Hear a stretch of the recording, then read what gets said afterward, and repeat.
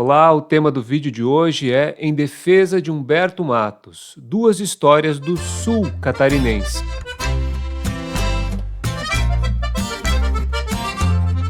Olá, meu nome é Léo Jorge Panegali, eu sou psicanalista e militante comunista aqui em Santa Catarina. E eu queria fazer uma defesa do Humberto Matos. O Jones já lançou o vídeo em defesa do Humberto, o Frederico Crepe agora também lançou um. Eu queria corroborar essa defesa do Humberto contando duas histórias, daqui de Santa Catarina, do sul de Santa Catarina. Uma a minha e a outra de um amigo, o Gilberto Pinho. Vou começar pela história do Gilberto. Gilberto é um militante daqui, ele é da região, e ele tinha um perfil no Instagram no qual ele fazia denúncias sobre o mau uso do dinheiro público.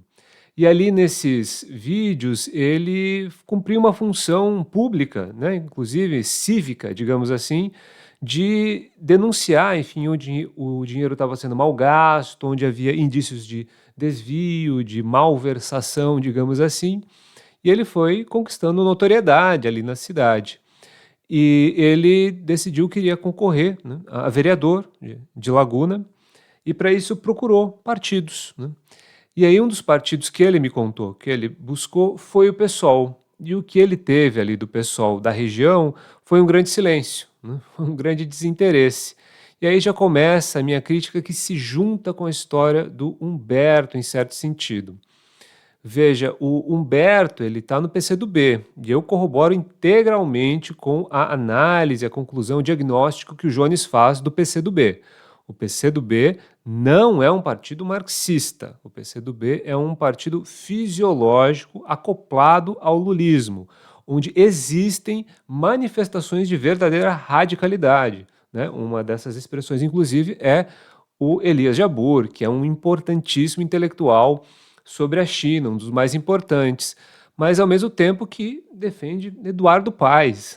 Então, tem essas contradições. Um partido marxista, um partido que se organize por uma leitura marxista, jamais faria algo nesse sentido, ou pelo menos buscaria respostas mais, enfim, organizadas.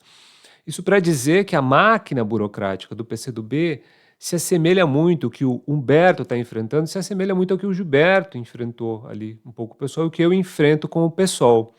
Voltando para a história do Gilberto, o Gilberto buscou o PSOL de Laguna, aqui da região de Tubarão, Laguna, são cidades muito próximas, assim, mais ou menos equivalente, um pouco fazer valer Florianópolis, Biguaçu, enfim, nessa região metropolitana. E aí não conseguiu nada, né? Não havia interesse de investir no Gilberto como figura pública da região. E aí o Gilberto, não tendo opções, se voltou para o PCdoB. E lá no PCdoB ele conseguiu apoio, conseguiu financiamento para a campanha dele. Ele não conseguiu se eleger, mas chegou muito perto e encontrou um espaço ali no PCdoB. E aí, o que o Humberto conseguiu no PCdoB foi algo muito parecido que o Gilberto conseguiu, algum espaço.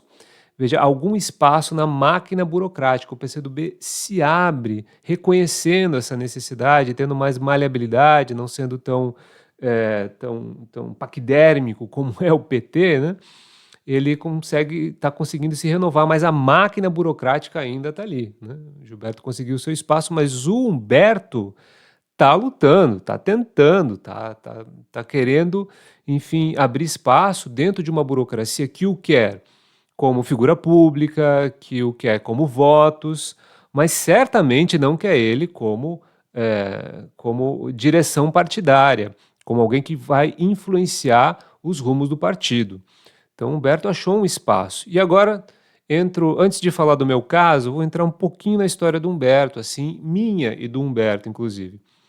Humberto foi um dos primeiros comunicadores na internet a focar na economia, um dos primeiros marxistas, se não o primeiro, acho que inclusive dá para dizer sem muito erro, de que Humberto foi o primeiro marxista na internet a focar a crítica da economia política. Veja, a base, né, o chão do marxismo é a crítica da economia política. A gente não vai para a economia por preferência, por proximidade, por identificação, não, se vai porque esse é a estrutura fundamental. E Humberto influenciou muitos de nós a nos atentar, para avançar, isso eu tenho dito muito frequentemente, de atravessar a crítica da economia política, ou seja, a ideia geral do capitalismo, a crítica geral do capitalismo, em direção à crítica das políticas econômicas. A crítica ao, hoje, teto de gastos, mas, enfim, a crítica ao tripé macroeconômico, isso que, enfim, o Ciro Gomes fez, né, em larga medida, ali a partir de 2010, Humberto já fazia de alguma forma, enfim, nem lembro se em 2010 ele estava, mas Humberto era um marxista que dava, digamos assim, diálogo, né, com isso. E a gente foi estudar, muitos de nós, né, eu fiz o curso do Humberto lá no Classe Esquerda, o Jones também, né, disse que fez, enfim, acompanhava muito, eu acompanhava mais antes, agora acompanho menos, porque, né, prossegui meu caminho no estudo da economia, inclusive, a partir do Humberto, mas, né, indo em outras direções, em certo sentido, mas Humberto é muito importante para isso. Então, veja, a gente tem deturpações, a gente tem traumas, o Jones chama, né? A gente tem traumas em relação ao Marcelo Freixo, ao Guilherme Boulos, mas vejam um elemento muito importante que não é um detalhe. Veja, tem algo de idealismo aí, admito, tem, mas o Freixo e o Boulos não tinham uma estrutura fundamentada na crítica da economia política em direção à crítica das políticas econômicas, lastreado pelo marxismo, um marxismo que dialoga com a teoria monetária moderna, um marxismo, enfim, que se posiciona na atualidade, que não é, enfim, uma repetição, uma exegese da obra marxiana, enfim, mas eles não tinham isso, né? O Humberto tem. O Humberto tem como base isso. Veja, eu discordo muito do Humberto na maneira como ele trata a crítica ao lulismo, que por muitas vezes fica muito difusa e fica muito recuada. A verdade é essa, não dá para tentar fazer sem o Lula, né? Um determinado momento ele fala dos milionários, de um bilionário, que a gente precisaria necessariamente de um Engels, discordo totalmente disso. Enfim, de que a gente precisa necessariamente se vincular de alguma maneira à figura do Lula, né? Um certo populismo aí, uma ideia de significante vazio lá do Laclau e da Chantal Mouffe. Eu discordo totalmente disso, né? A minha postura é a mesma do Jones. A gente tem que construir um caminho autêntico, próprio, a nossa história, que as pessoas façam algum vínculo entre, né, a nossa linha política, digamos assim, uma natureza recalcada do verdadeiro Lula, do Lula do Velho Testamento, algo desse tipo. Isso tem que ser uma coisa que as pessoas vão fazer da cabeça delas. Elas vão fazer esse enlaçamento de acordo com a história delas, o que elas viram e esperavam em relação ao que era a figura do Lula e o que somos nós, a nossa linha, as nossas posições. Então não cabe tentar se vincular. Enfim, discordo do Humberto totalmente em relação a essa estratégia, que ao meu ver, inclusive, é uma estratégia muito semelhante ao que faz a Unidade Popular, apesar da Unidade Popular, de fato, ser um partido marxista, que faz luta de base, né? Enfim, tudo mais. Enfim. Feito esse périplo, vou contar um pouco da minha história agora com o PSOL, né? Que acho que tem um pouco a ver com a história do Humberto também.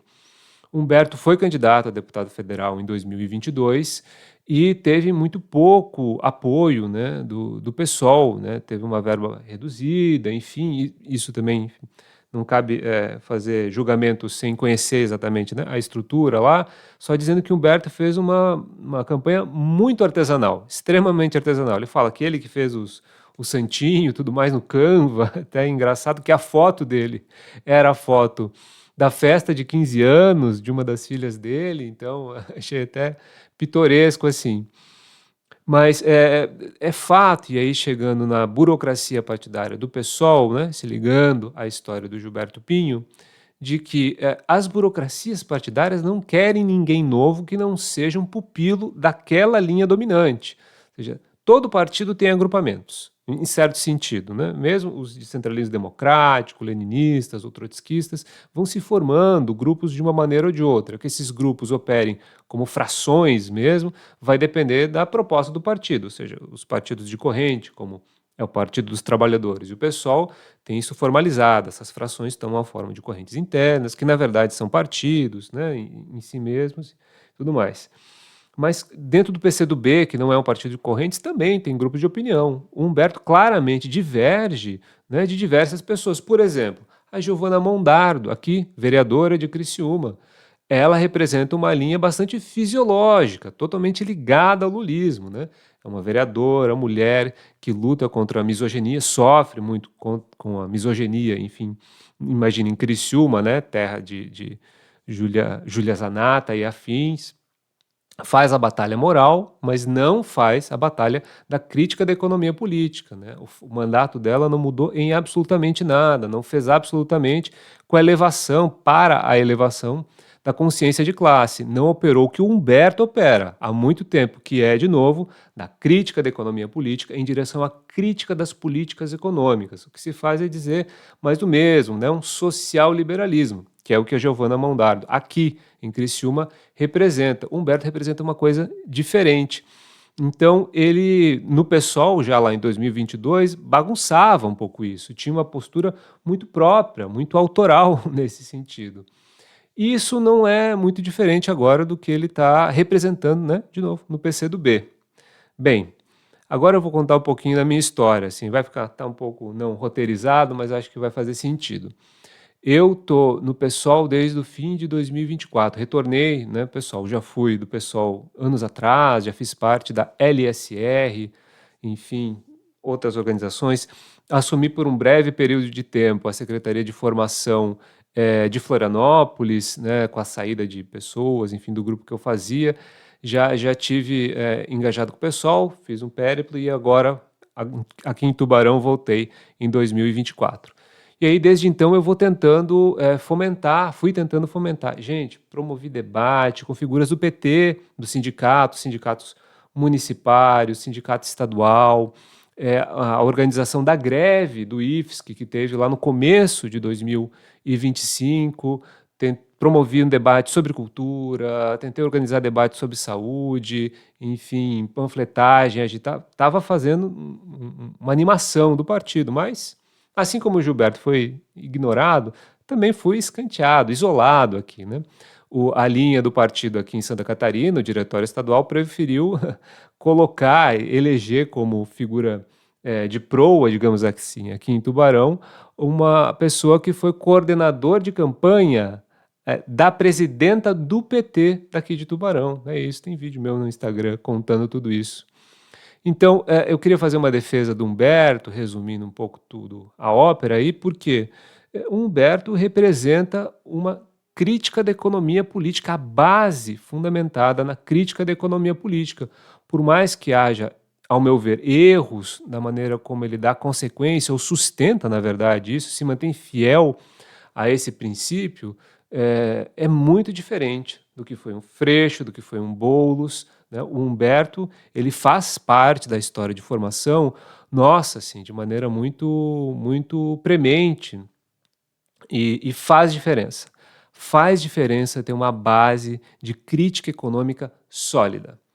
Ir à materialidade, para fazer uma análise concreta da situação concreta, né? Ele não se furta a dizer que é necessário superar o lulismo, ele não se furta a dizer contra o teto de gastos, desde o primeiro instante, né? Dizendo, bem, com o teto de gastos, com o fiscalismo, com essa ideologia tresloucada e falsa, né, mentirosa do fiscalismo, a gente nunca vai conseguir desenvolver o nosso país. Humberto diz isso, Humberto defende isso de maneira consistente. Por isso que a candidatura do Humberto é uma candidatura da esquerda radical. A candidatura do Humberto tensiona as estruturas das burocracias partidárias da esquerda. É isso. Espero que vocês tenham gostado, que tenha sido útil essa contação de história aí. E até o próximo vídeo.